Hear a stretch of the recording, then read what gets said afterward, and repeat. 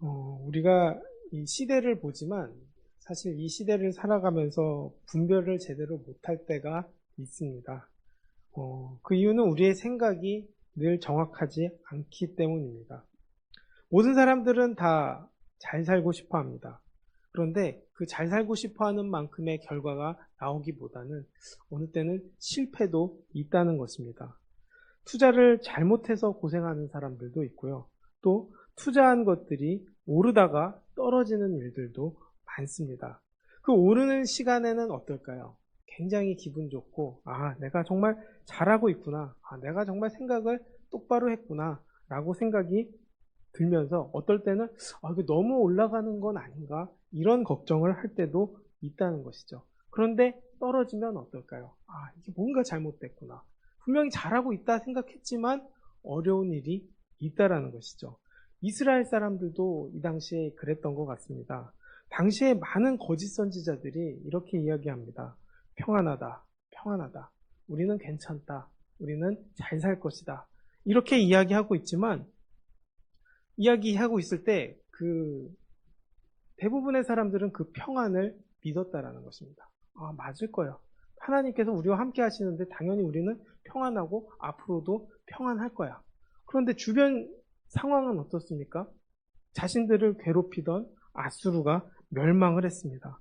바벨론에 의해서 멸절이 됐기 때문에 그 눈에 가시 같았던 아수르가 망한 것을 보면서 그들은 하나님께서 우리의 고통을 들으시고 아수르를 물리쳐 주셔서 우리가 이렇게 다시 편하게 살 수 있구나 라는 생각을 했다는 것입니다. 그래서 자신들이 하나님을 잘 섬긴다, 또 자기들이 잘 살고 있다, 이런 착각을 하고 있었다는 것이죠. 문제는 뭘까요? 하나님께서는 그들을 잘 산다, 또 잘하고 있다라고 생각하지 않으신다는 것입니다. 그들은 여전히 우상을 섬겼고 또 하나님을 섬긴다고 말하면서도 우상에게 더 마음이 갔다는 것이죠. 이 희망적인 말들이 퍼지는 이 시기에 예레미야가 바로 하나님의 말씀을 전했다는 것입니다. 어려운 일이 생길 것이다. 너희는 심판을 받을 것이다. 그러니 하나님께로 다시 돌아가야 한다. 그러나 이미 희망에 취해 있는 사람들, 또 아수르가 망한 그 당장의 현실에 관심이 있었던 사람들은 그게 뭔 소리냐. 당연히 우리는 하나님 잘 믿고 저렇게 아수르 망한 거 보면 알지 않냐. 우리는 망할 일 없다. 우리는 평안하다. 평안하다. 아마 예레미야의 예레미야를 통한 하나님의 이 말씀을 그들은 자신들의 기쁨의 자리에 재뿌리는 일이다. 이렇게 생각하지 않았을까 생각합니다. 그들은 그렇게 또 어떻게 지냈을까요? 바로 우상을 섬겼다는 것이죠. 하나님을 믿는다. 하나님이 심판하셨다. 이렇게 생각하면서도 그들은 하나님을 모른 채 살아갔다는 것이죠. 하나님은 어떤 분입니까? 바로 세상의 모든 주권을 가지시고 또 세상을 통치하는 분이 하나님이라는 것이죠. 그런데 우리가 하나님을 잘 섬기지 않는 이유가 뭘까요? 또 이스라엘 사람들이 왜 우상을 섬기는데 더 집중을 했을까요? 그 이유는 하나님께서 내 뜻대로 움직이지 않으시기 때문입니다. 하나님은 하나님의 방식으로 또 하나님의 뜻대로 움직이시는 분이지 우리의 뜻대로 움직이지 않는다는 것이죠. 우리는 내가 우선이 되면 내가 원하는 것을 이루는 것을 더 중요하게 여기기 때문에 하나님의 뜻을 따르려고 하지 않는다는 것입니다. 사실 하나님뿐만 아니라 다른 사람에게도 또 다른 사람에 대한 관심도 없어집니다. 그렇기 때문에 나에게 집중하다 보면 내 기쁨과 내 쾌락과 내가 추구하는 것들만 바라게 되니까 하나님의 뜻은 관심이 없어지고 또 내가 좋아서 만들어 놓은 그것들을 섬기고 따르게 된다는 것이죠. 그래서 우상을 만들고 하나님을 따르지 않는다는 것입니다. 그런데 우상은 뭘까요? 바로 자기가 만든 신상일 뿐이라는 것이죠. 어리석고 헛된 것이고 거짓인 것이고 생기가 없는 것입니다. 그런 우상을 우리는 섬기고 빌고 있다는 것이죠. 오히려 생명을 가진 우리가 생명 없는 것에게 기대고 살아간다는 것입니다. 없으면 안 된다고 생각되는 것들, 또 없으면 떨리는 것들, 이런 것들이 바로 우상을 섬기는 모습이라는 것이죠. 우리가 우리의 편의를 위해서 만든 것들은 결코 올바른 길이 아니라는 것입니다. 그런 우상은 어떤 모습으로든 갖출 수 있기 때문에 우리는 그런 마음을 갖는 것이 아니라 창조주 하나님을 생각해야 한다는 것입니다. 그렇게 우상에 빠진 이들에게, 또 돌아오지 않을 이들에게 내린 하나님의 결정이 무엇입니까? 그 말씀이 바로 17절에서부터 18절의 말씀에 있습니다. 에워싸인 가운데 앉은 자여, 내 짐꾸러미를 이 땅에서 꾸리라. 여호와께서 이와 같이 말씀하시되, 보라, 내가 이 땅에 사는 자를 이번에는 내던질 것이라. 그들을 괴롭게 하여 깨닫게 하리라 하셨느니라. 라고 말씀하십니다. 결국 죄로 물든 남유다를 보고 내리신 결정은 고난의 길에 들어서게 하신다는 것이죠. 광야의 길에 가게 하신다는 것입니다. 더러워진 영혼을 어떻게든 깨끗하게 하기 해서 하나님께 돌아오게 하시기 위해서 하나님께서는 그 고난을 허락하셨다는 것입니다. 하나님은 사실 고난에 관심이 있는 것이 아닙니다. 고난 넘어 회복에 관심이 있다는 것을 우리가 알아야 됩니다. 그런데 고난이 깊어지면 어떻게 될까요? 처음에는 하나님께 불평하고 원망하지만 그 고난의 깊이가 깊게 들어갈수록, 또 그 깊은 어려움 속에서 하나님을 알아갈수록 결국 회복하시는 하나님, 또 돌이키기를 원하시는 하나님의 마음을 알게 된다는 것입니다. 그렇기 때문에 이 고난은 그저 고난에서 시작해서 고난으로 끝나는 고난이 아니라 하나님께서 모든 것을 계획하신 고난이라는 것입니다. 하나님께서 이렇게 말씀하지 않습니까? 70년 후에는 돌아오게 될 것이다.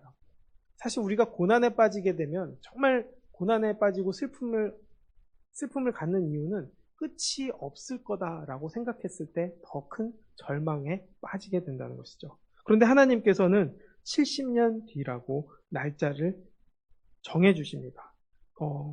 이만큼만 참으면, 또 이만큼 참는 동안에 너희들이 하나님께로 돌아오고 내 마음을 이해한다면 나는 그 고난을 너희에게 주는 것이 목적이 아니라 회복을 주는 것이 목적이다라는 것을 깨닫게 된다는 것이죠.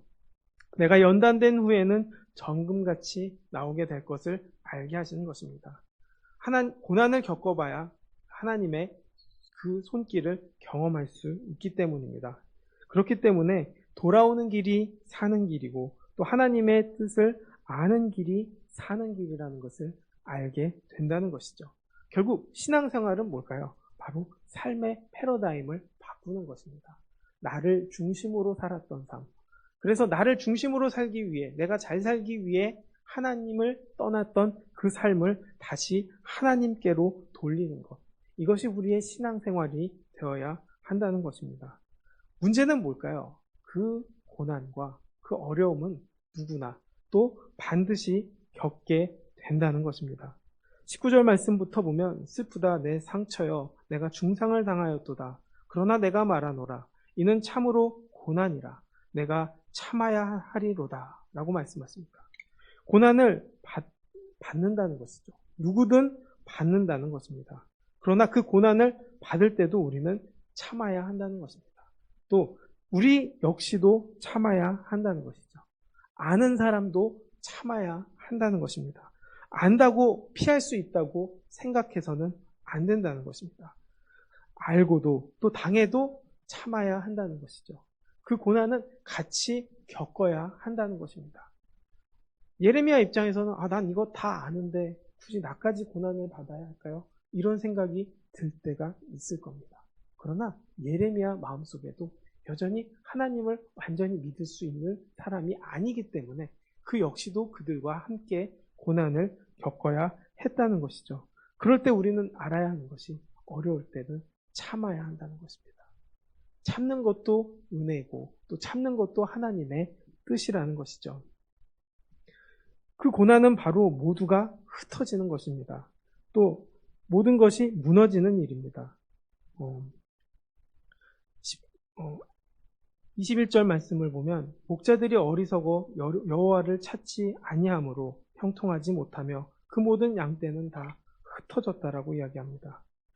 그 문제의 시작은 리더들에게 있다는 것이죠. 그래서 흩어졌습니다. 그들은 어떤 죄를 졌을까요? 바로 하나님을 섬길 왕의 자녀들, 또 하나님을 섬겨야 하는 왕이 몰렉이라는 신을 믿음으로 자신의 자녀들을 죽음의 길로 몰았다는 것입니다. 죽음의 길로 몰고 죽음으로 바쳤다라는 것이죠. 인신제사를 했다는 것입니다. 무엇 때문에 했을까요? 그들은 이렇게 이야기할 겁니다. 평화를 위해서 했고 우리가 잘 살기 위해서 내 자녀들까지 버려가면서 죽여가면서까지 했다라고 하지만 그것은 누가 봐도 하나님 보시기에 죄라는 것입니다. 그리고 그러한 평화 또 그러한 축복은 오래가지 못한다는 것입니다. 하나님은 오히려 그 모습을 보고 얼마나 화가 나셨을까요? 그럼 지도자들을 보고 백성들은 무엇을 배웠을까요? 이런 것들을 봤을 때 그 사회의 모든 상황들이 얼마나 하나님과 멀어져 있었고 또 얼마나 죄에 빠져 있는지를 알게 한다는 것입니다. 나쁜 습관과 나쁜 생활은 우리에게 병을 주어줍니다. 먹고 바로 눕고 또 맛있는 것만 먹고 몸에 좋지 않은 것들을 먹지만 그 습관을 우리가 쉽게 버리지 못합니다. 그 이유가 무엇이냐? 바로 편하기 때문입니다. 그래서 나쁘다고 말을 해도 사람들은 잘 듣지 않는다는 것이죠. 예전에 어떤 저희 아버지가 다니는 병원에 고혈압이나 뭐 이런 걸 담당하시는 심장내과 의사 선생님이 계신데 대부분 좋은 얘기를 해주지만 아예 그분은 이렇게 생각한대요. 좋은 말 해도 잘 안 듣는다. 저 사람은 어차피 말 안 들을 거니까 차라리 아픈 다음에 오세요 라고 이야기를 할 정도로 사실 그 많은 사람들을 만났을 때 의사의 말도 잘 듣지 않는 것을 봅니다. 좋은 이야기를 해줘도 잘 듣지 않는다는 것이죠. 또 마약, 게임, 섹스에 빠지면 안 된다는 이유를 우리가 여러 번 이야기하지만 사람들은 잘 듣지 않습니다. 편하고 즐겁기 때문입니다. 그 결과는 어떻게 될까요? 당연히 심판을 받을 수밖에 없다는 것이죠. 이스라엘도 마찬가지였습니다. 그들의 죄악이 결국 너무 많다 보니까 상황은 또 좀 더 나아지는 것 같이 보이니까 하나님의 말씀은 더욱더 듣지 않는다는 것이죠. 그 결과는 당연히 심판을 받게 된다는 것입니다. 22절 말씀을 보면 들을지어다 북방에서부터 크게 떠드는 소리가 들리니 유다 성읍들을 황폐하게 하여 승냥이의 거처가 되게 하리로다. 이 말씀을 전하는 예레미야의 마음은 어떨까요? 편치 않을 것입니다. 이렇게 망할 것이다. 너네 이제 다시 돌이키지 않으면 또 망할 것이다. 이 이야기를 하는 예레미야는 얼마나 힘들었을까요? 그렇지만 그럼에도 불구하고 전해야 한다는 것입니다. 내 자녀가 내가 사랑하는 사람들이 잘못된 길을 갔을 때 우리는 어떻게 합니까? 잘못된 길을 계속 가세요라고 우리가 원하고 있을까요? 그렇지 않다는 것이죠. 머리끄댕이를 붙잡고서라도 또 목을 조르고서라도 어떻게든 돌이키게 하지 않습니까? 우리가 그렇게 해야 하듯이 하나님도 우리를 그렇게 하고 계시다는 것이죠. 그렇기 때문에 달콤한 말, 또 기분 좋은 말을 듣고 싶어하는 그 사람들에게 이 이야기를 해야 한다는 것입니다. 하나님이 원하시는 말을 해야 한다는 것입니다.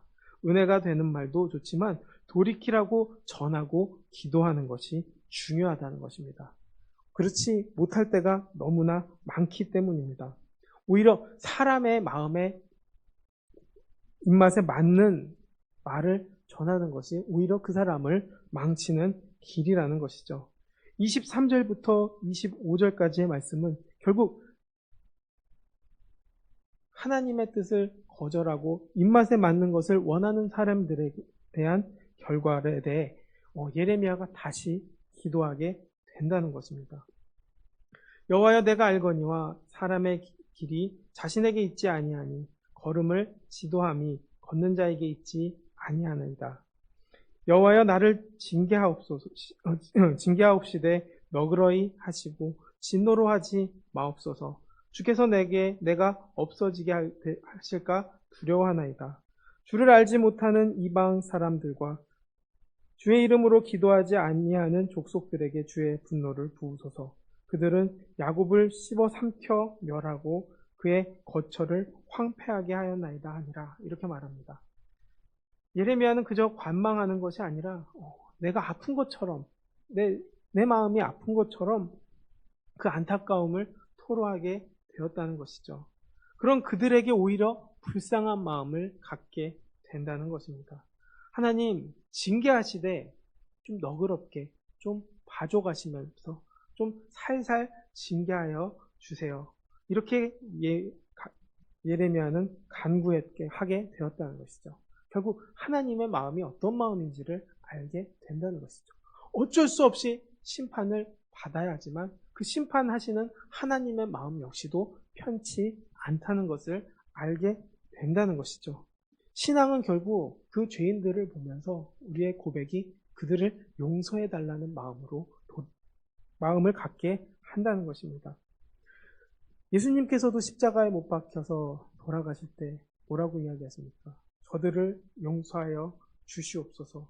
자기들이 무슨 일을 하는지 모르나이다 라고 말하는 것이죠. 그 고난 속에서도 그들을 불쌍히 여겼다는 것이죠. 그 마음 역시도 누구의 마음입니까? 하나님의 마음이라는 것입니다. 결국 이 마음이 또 우리가 세상을 향한 마음이 되어야 한다는 것이죠. 우리는 기도할 때 이런 기도를 했으면 좋겠습니다. 하나님의 마음을 갖게 해주시옵소서. 하나님이 가지셨던 그 안타까운 마음을 우리에게 허락하셔서 우리가 이 세상에 빠진 사람들, 하나님과 멀리하는 그들을 돌이키게 해달라고 간절히 기도할 수 있게 되기를 원합니다. 그렇게 기도해야 한다는 것이죠. 우리는 그런 그들을 보면서 정죄할 수도 있고 비난할 수도 있습니다.